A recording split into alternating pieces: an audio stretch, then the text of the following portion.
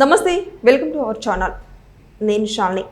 రాబోయే కాలంలో రాబోయే రోజుల్లో తెలంగాణ టీడీపీ తరపున కొన్ని విషయాలైతే బయటకు వచ్చాయి. పునర్వైభవం రాబోతుందని టీడీపీకి కొందరైతే చెప్తున్నారు.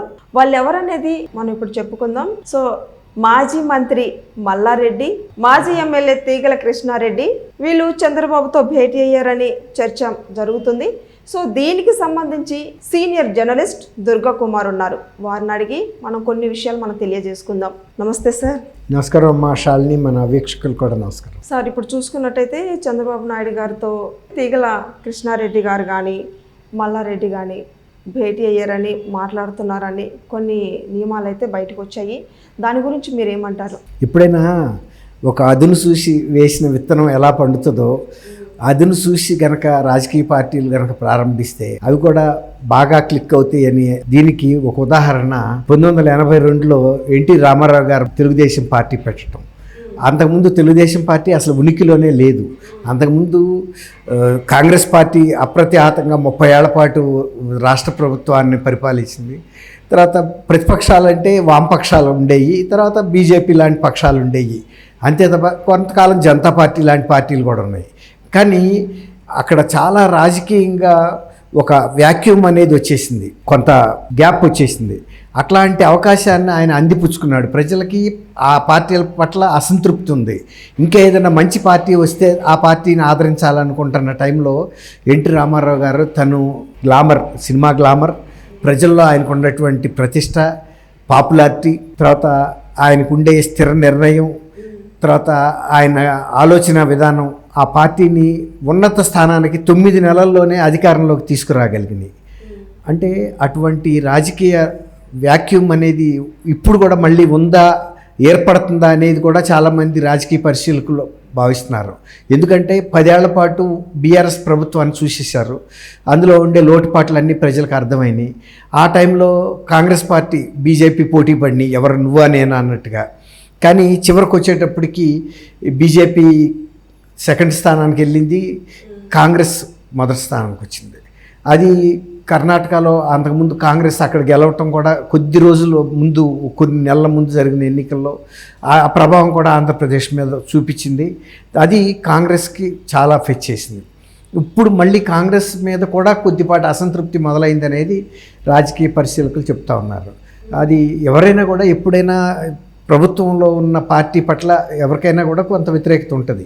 అది ఇంకా ఈ 4-5 ఏళ్లలోకి వెళ్ళేటప్పటికి ఈ రెండు పార్టీల మీద కూడా ఈక్వల్ అసంతృప్తి వచ్చేస్తుంది. కాబట్టి మళ్ళీ కొత్త పార్టీ, గతంలో ఇక్కడ తెలుగుదేశం ఉంది, గతంలో దాని వేళ్ళు ఎక్కడికి పోలేదు. అదొక దుంపలాగా భూమిలో ఎదురు చూస్తుంది మంచి వాతావరణం కోసం. మరీ ముఖ్యంగా బలహీన అంటే బీసీఎల్లో తెలుగుదేశానికి విపరీతమైన అభిమానం ఉంది. వాళ్ళు అది తమ పార్టీగా అనుకుంటారు.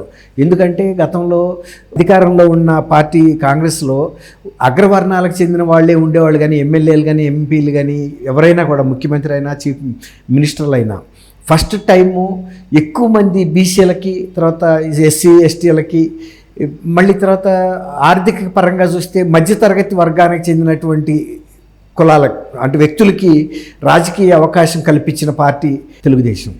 తర్వాత తెలుగుదేశం గ్రామాల్లో గతంలో ఉండే పోలీస్ పట్వారీ వ్యవస్థని రద్దు చేశారు రామారావు గారు. అది వాళ్ళ పవర్ చాలా ఉండేది. పేదల మీద వాళ్ళు చాలా పెత్తనం చలాయించేవాళ్ళు. పేదలు ఏమీ చేయలేని పరిస్థితి. అటువంటి వ్యవస్థని రద్దు చేసి రామారావు గారు అంటే, అలాగే పేదలకి 2 రూపాయల కిలో బియ్యం పెట్టడం, జనతా వస్త్రాలు, పేదలకి ఇళ్ల స్కీములు, తర్వాత పెన్షన్లు, వృద్ధాప్య పెన్షన్లు, ఇవన్నీ పెట్టింది ఫస్ట్ టైం రామారావు గారే. ఆ విధంగా తెలుగుదేశం అనేది తెలంగాణలో మరీ ముఖ్యంగా వెనకబడిన వర్గాలు, బీసీ క్యాస్ట్లో ఇవాళకి కూడా అది వాళ్ళు సొంత ఆస్తిగా భావిస్తారు.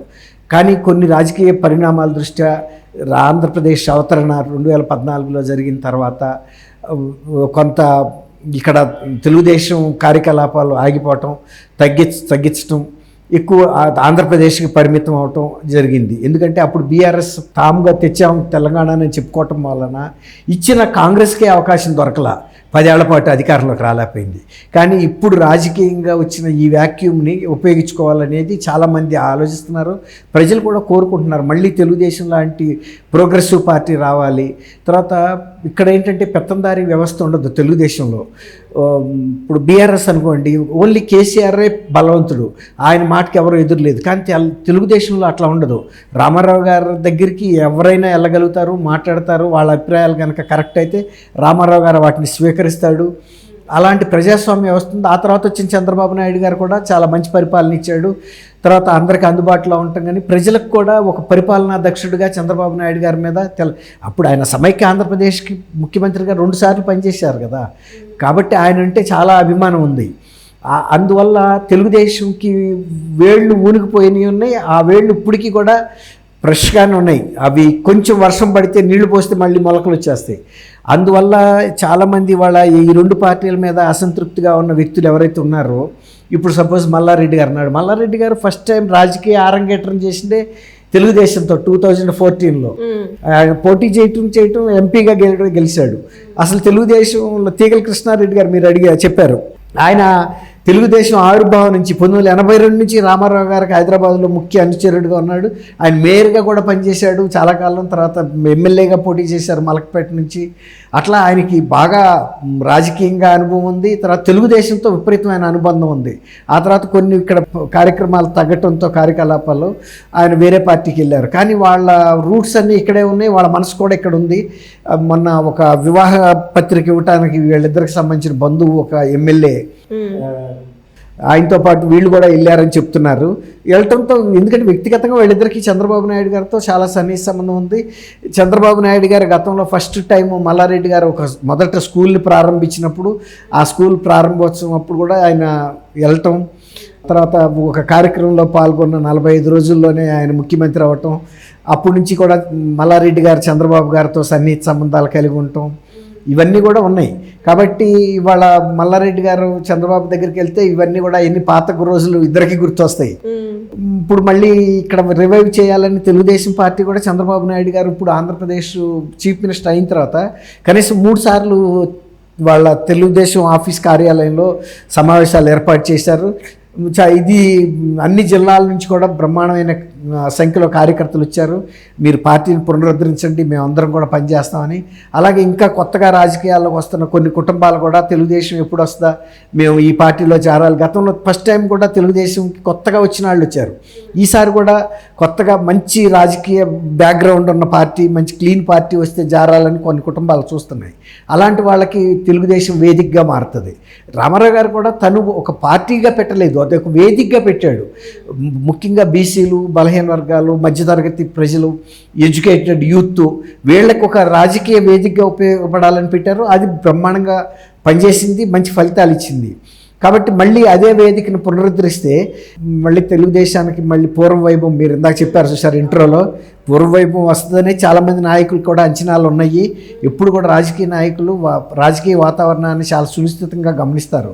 ఏ పార్టీల్లో ప్రజలకు అభిమానం ఉంది, తగ్గుతుంది, పెరుగుతుంది, ఏ పార్టీ కనుక వస్తే మంచి అవకాశాలు ఉంటాయి, విజయ అవకాశాలు, ఇవన్నీ చూసుకుంటారు. ఇప్పుడు మల్లారెడ్డి గారు ఉంటే ఆయన ఒక సైకిల్ మీద పాలు సప్లై చేసే వ్యక్తి దగ్గర నుంచి ఇవాళ 30 ఎడ్యుకేషనల్ కాలేజెస్ అన్నీ కూడా పెద్ద డీమ్డ్ యూనివర్సిటీ కూడా ఆయన పేరు మీద ఉంది. 2 మెడికల్ కాలేజీలు ఉన్నాయి, ఇంజనీరింగ్ కాలేజీలు, పాలిటెక్నిక్, అనేకమైన కాలేజీలు. వీటన్నిటికీ కూడా భూమి కనీసం 500 ఎకరాల్లో విస్తరించి ఉన్నాయని చెప్తున్నారు. తర్వాత ఆయన దగ్గర 10,000 మంది ఉద్యోగులు ఉంటారు. ప్రతి నెల 20 కోట్ల రూపాయల వేతనాలు, జీతాలే ఇస్తారని చెప్తారు. ఆయనకు వచ్చే ఆదాయం కూడా అట్లాగే ఉంటుంది. ఆయన అదే చెప్తాడు, నేను ఒక దేశంలోనే ఒక ప్రముఖ విద్యావేత్తగా ఎదిగాను. ఆయన చదివింది ఇంటర్మీడియట్, కానీ మంచి స్వయం కృషితో ఆయన ఎదిగి వచ్చాడు. స్టూడెంట్స్ కూడా బహిరంగంగా చెప్తాడు, ఆయన ఏం దాచుకోడు తన జీవిత విశేషాలు అన్నీ కూడా. తర్వాత బోర్వెల్ పెట్టుకున్నాడు, చిట్ ఫండ్ బిజినెస్ చేశాడు, అట్లా రకరకాల. తర్వాత ఒక స్కూల్ ఓపెన్ చేయటం, అదే విద్యారంగంలో ఆయనకు బాగా పట్టు చిక్కింది, విస్తరించుకుంటూ వెళ్ళిపోయాడు. ఇంకా ఆయన విజయ పరంపర ఆగదు, ఇంకొక 30 కూడా పెడతాడు ఆయన. ఇంకా ఉంది కదా వయస్సు, కాబట్టి ఒక 60 దాకా చేరుతాడని మనం ఊహించవచ్చమ్మా. కాబట్టి ఇలాంటి వాళ్ళు చాలామంది ఉన్నారు, అంటే ఇంకా అజ్ఞాతంగా చూస్తున్నారు డెవలప్మెంట్స్ని. ఖచ్చితంగా మళ్ళీ తెలుగుదేశం ప్రధానమైన పార్టీగా వస్తుంది. ఇక్కడ అధికారంలోకి వచ్చినా కూడా ఆశ్చర్యం లేదు తెలంగాణలో.